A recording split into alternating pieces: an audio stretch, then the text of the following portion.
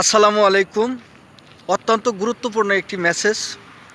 নতুন করে সৌদি আরবে এই 10 ক্যাটাগরির লোক যেতে পারছেন না, এবং কি যারাও গেছেন না জেনে, তারা কিন্তু এয়ারপোর্ট থেকে ফেরত আসতেছেন। আপনি যদি এই 10 ক্যাটাগরিতে পড়ে থাকেন, তাহলে আপনিও ভুল করে সৌদি আরবের নাম নেবেন না। আমি আজকে আপনাদেরকে এই 10টা ক্যাটাগরি অন্তত তুলে ধরব। তো ভিডিওটি অবশ্যই পুরো ভিডিওটি দেখবেন এবং কি মিস করবেন না। আর যদি ভিডিওটি ভালো লাগে তাইলে অবশ্যই লাইক, কমেন্ট, শেয়ার করে পাশে থাকবেন এবং আমাদের চ্যানেলটি সাবস্ক্রাইব করে বেল আইকনটি দিয়ে দেবেন। যারা এই যে নতুন করে সৌদি আরবে যাচ্ছেন, অনেক প্রবাসী ভাইয়েরা কিন্তু ফেরত আসতেছেন। কেননা আপনারা যেই 10টা ক্যাটাগরিতে দেশে আসছিলেন, দেখা গেছে আপনি হুরুপ খেয়ে বা হুরুপ কেটে আসছেন, বা এক্সিট নিয়ে আসছেন, বা ছুটিতে আসছেন। তো এই 10টা ক্যাটাগরি আমি আজকে বলবো যে এই 10টা ক্যাটাগরিতে যদি আপনি পড়ে থাকেন, তাইলে আপনি ভুল করেও সৌদি আরবে নাম নেবেন না। কারণ আপনি সৌদি আরবে যাবেন, আপনি আবার ফেরত আসবেন। কারণ আপনি যাবেন আসবেন সেটা বড় বিষয় না, এর মধ্যে আপনার অনেক টাকা ব্যয় হবে, অনেক টাকা নষ্ট হবে। আপনাদেরকে দালাল বলবে, ভুলভাল বলবে যে তুমি হুরুপ কেটে আসছো, তোমার 5 বছর 6 বছর হয়ে গেছে, তুমি যাইতে পারবা। ভাই, আপনারা এই ধরনের ভুল চিন্তা ভাবনা মাথায় থেকে ফেলে দেন। সৌদি আরবে নিত্য নতুন আইন কানুন হয়, সেই ক্ষেত্রে দেখা গেছে যে যারা একবার এই 10 ক্যাটাগরিতে পড়েছেন, তারা হয়তো আজীবনের নিগা নিষিদ্ধ হয়ে গেছেন, বা মানে এটার কোনো সলিউশন নাই। তো ভবিষ্যতে আসবে কি না সেটা আপডেট বাই আপডেট। তো যাই হোক, যে এই 10টা ক্যাটাগরিতে আপনি যদি পড়ে থাকেন, তাহলে নাম্বার হচ্ছে হুরুপপ্রাপ্ত, যারা হুরুপ কেটে বা হুরুপ নিয়ে দেশে আসছেন তারা। এরপরে হচ্ছে কফিল এক্সিট দিয়েছে, এক্সিট লাগিয়ে আপনারা দেশে আসছেন। এরপরে হচ্ছে পুলিশ আটক করে দেশে পাঠিয়েছে। এরপরে উমরা ভিসায় আপনি গেছেন, উমরা ভিসায় যাওয়ার পরে আপনি উমরা করে কাজ শুরু করে দিয়েছেন, তারপর আপনি ধরা খাইছেন, ধরা খেয়ে আবার দেশে আইছেন। তো এরপরে হচ্ছে টার্মিনেট হয়ে আপনারা দেশে আসলে, এরপরে হচ্ছে ছুটিতে আসার পর আর গেলেন না, যে কোনো সমস্যার কারণে গেলেন না, সেই ক্ষেত্রে যাইতে পারবেন না। এবং মক্তব বা আমেল বা এম্বাসির মাধ্যমে অনেকে এসে থাকেন, তারাও যেতে পারবেন না।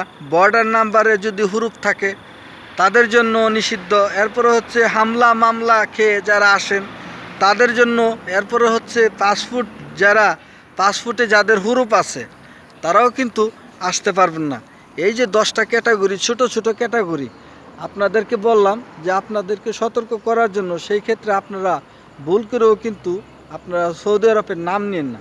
কারণ এই ছোট্ট ছোট্ট জিনিসগুলোই আজকে অনেক বড় কিছু, মানে সৌদি আরবের জন্য। কেননা তাদের আইনগুলা অক্ষত থাকে সব সময়, তারা যেটা করে সেটা কিন্তু অবশ্যই মানে অক্ষত থাকে।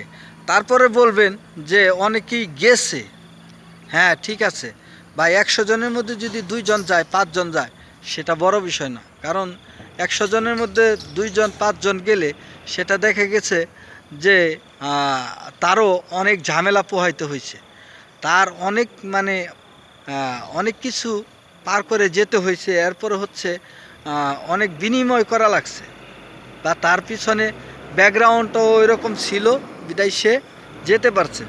আপনারা হয়তো যদি জানতে চান, তাদের মধ্যে থেকে একজনের কাছ থেকে যদি আপনারা জানতে চান যে তারা কিভাবে গেছে, তাদের ঘটনা শুনলে আপনারাও যাইতে চাবেন না।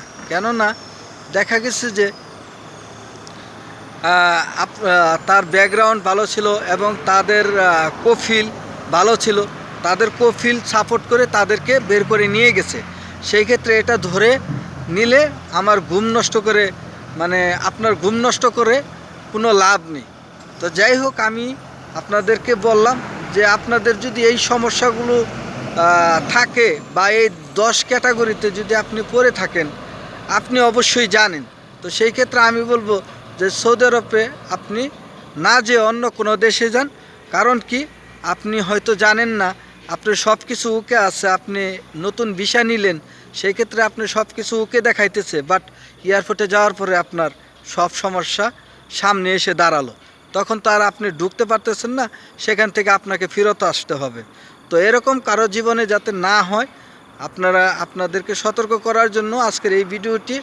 আমি মনে করি যে এটা একটা অত্যন্ত গুরুত্বপূর্ণ মেসেজ, কারণ 2022 25শে অক্টোবরের পরে যারা এই ধরনের প্রবলেমে পড়ে দেশে আসছেন, তাদের জন্য অনেক কিছু তাদের জন্য কোনোভাবেই পসিবল না।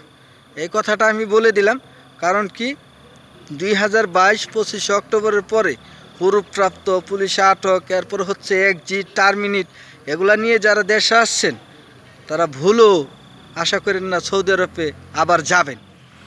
আপনাদের জন্য অনির্দিষ্টকালের জন্য বন্ধ হয়ে গেছে সৌদি আরবের দরজা।